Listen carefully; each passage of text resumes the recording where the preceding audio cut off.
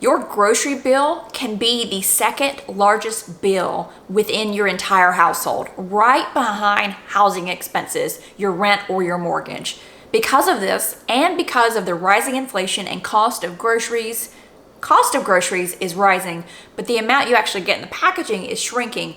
We need to evaluate how much we're spending on groceries, what our grocery budget is. Is it expanding? Can we lower it? So in today's Money Article Monday, I actually have two articles that we are going to reference that tell us from these experts how much we actually should be spending on groceries. So let's see, are we actually on track? Are we spending more, or are you a really frugal person and doing better and spending a lot less than the experts say? But before we get started, if you are new here, my name is Jennifer, and on this channel, I make videos weekly about saving money and living a simple life. I'm also documenting our journey to paying off our mortgage by the year of 2024 and ultimately being financially independent. So if any of that interests you, make sure you click on that subscribe button. So in today's video, I have two articles. The first one that I have is how much should I spend on groceries? This one I actually found on money.news, and it was by Jeff Williams and written May 10th of 2021.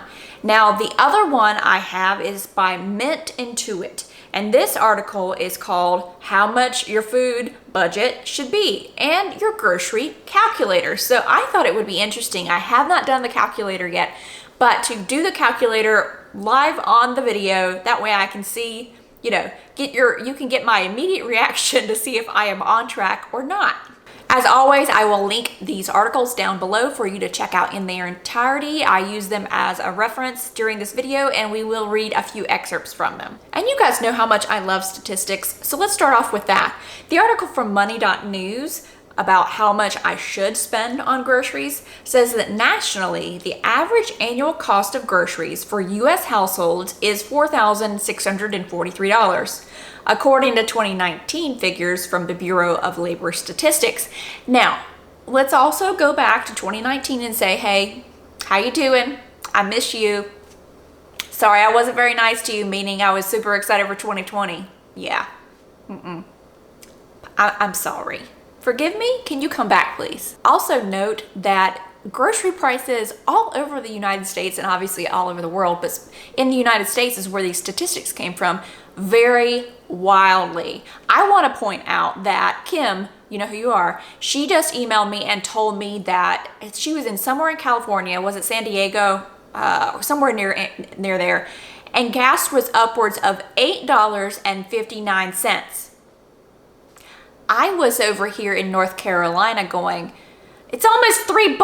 Geez, that's expensive. Yeah, reality check. Kim sent that email and I went, whoa, I thought I was the one complaining. I shouldn't be complaining at all. But my point is, prices are going to vary wherever you are. You could be somewhere that's very rural and they're not as expensive. You could be over in San Diego, California, where it's super expensive. So these are just taken as a reference. So, take it with a grain of salt. Now listen to this breakdown. It says, according to the U.S. Department of Agriculture's most recent figures, again, in 2019, Americans spent an average of 9.5% of their disposable income on food. Wait just a minute. Interestingly, and this is very interesting, 4.9% was at the grocery store. 4.6% was at restaurants. People are spending equally for their food budget at a restaurant and at a grocery store. Well, let's take it back a bit. We know that the cost of restaurant and groceries are, if you go to a restaurant for a meal, you're going to pay 3 to 5 times more than getting the stuff at the grocery store, right? Just think about that though, how much money you're spending at restaurants. That statistic was mind-blowing to me. Now, this article here points to USDA publishes a food budget. So we're going to check and see what the food budget it recommends for my family is.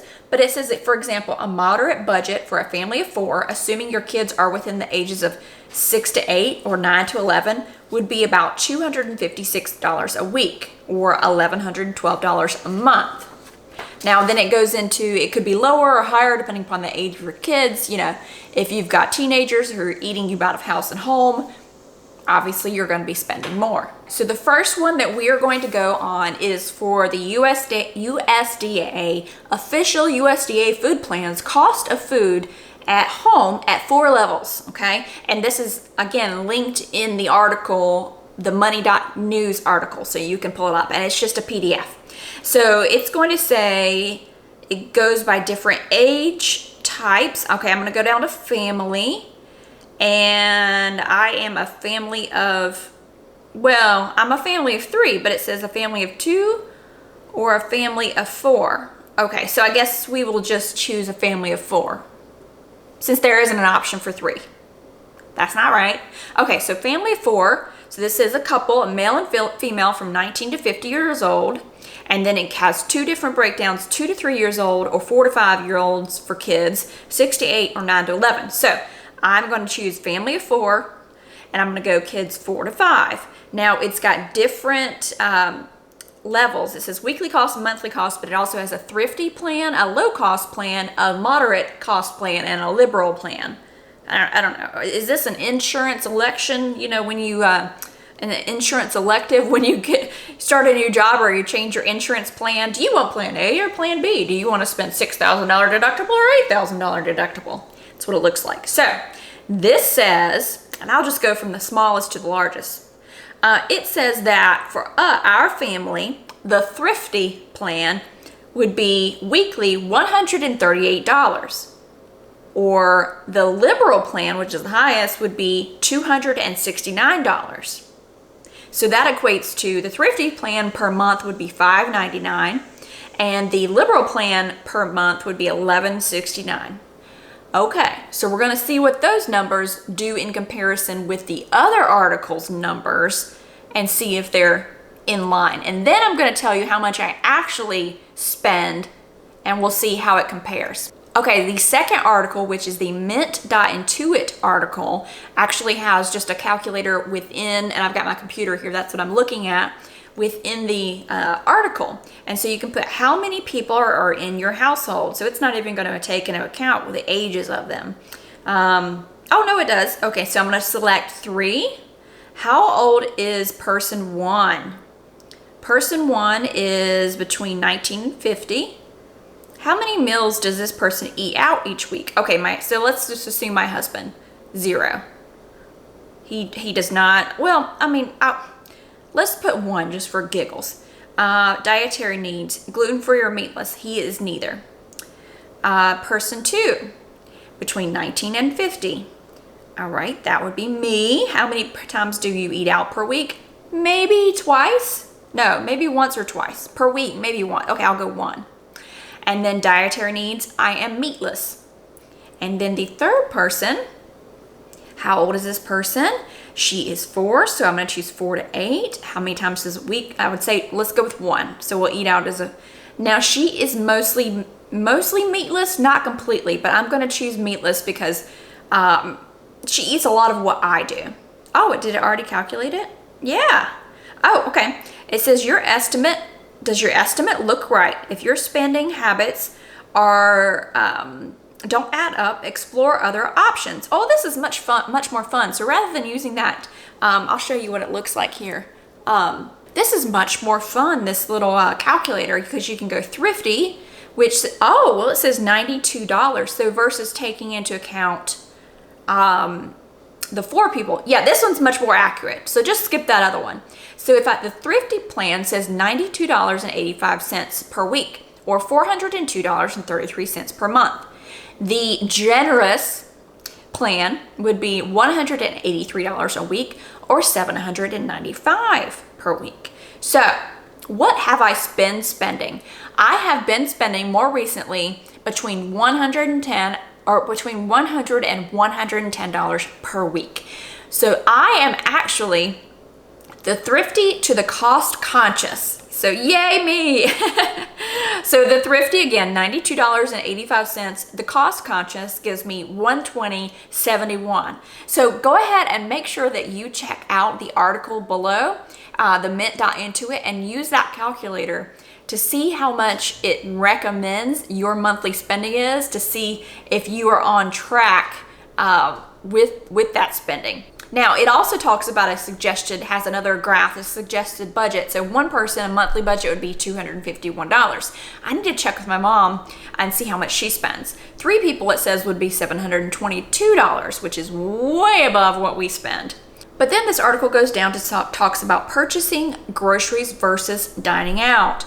Don't forget what you spend at restaurants when you consider your food budget, according to the U.S. Department of Agriculture. Oh, did those numbers include eating out? If that's the case, I'm going to be a little bit more over budget. Ugh. So if it's considering, yes. So let's think about that. A cross-country grocery budget, a cost-conscious grocery budget. All right. So I'm assuming that that's including meals out. Maybe not. That's about how much I spend at the grocery store. So if that number is including eating out, then so this article says that Americans spend 11% of their take-home income on food, which the other article said it was 9.5%. It doesn't all go towards groceries though. Approximately 6% is spent on groceries, while 5% I can't speak today. Percent is spent on dining out, including dates, lunches with coworkers, and Sunday brunch. So that's about the same. What is that, like a 45 to 55%, I would say. With this framework in mind, you can calculate your total food budget based on your take-home income. For example, Rita makes $3,500 a month after taxes.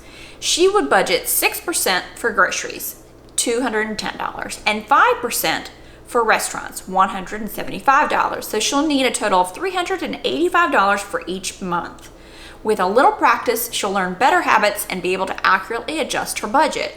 I really like this, especially if you're someone who's not really sure if you're on track with what you're spending, and trying to put together a budget, which I am going to do a more in-depth video on how to put together a budget, how I have put together a budget, because I know a lot of you have asked for that. But I think that this is a good rule of thumb maybe to look at if you're, or a good way to start out would be a better way to say it, of how to determine what your food budget should be. Again, are these people experts? Is anybody really an expert in anything? The article goes down to talk further about tips for reducing your budget. I actually have a great video on a 2-step plan to spend less at the grocery store. It's very strategic and it's very easy to follow. I will link that video down below. But if you're struggling with planning and overspending, check out that video and see if you can take some tips from it and implement that to reduce your budget as well. So this article says to cut coupons, freeze your food, plan a weekly menu ahead of time, bring lunches to work, buy store brands, shop at a more affordable store. Yes, completely agree. I can get twice the amount of groceries for the same price if I go to Aldi versus if I go to Harris Teeter. So if I go to Aldi, I can spend $100 and get, let's say 50 items. But if I went and got that same 50 items at Harris Teeter, I would probably spend about $200. So it all depends on your area. Let me know what happens when you do the calculator. Are you overspending? Are you underspending? Are you in the thrifty category? Let me know down below in the comments. I would love to see where you are with what you're actually spending and what they say you should be spending for your grocery budget. If you enjoyed this video, don't forget to click on that like button for me and also subscribe to my channel. I would love to have you back for more videos.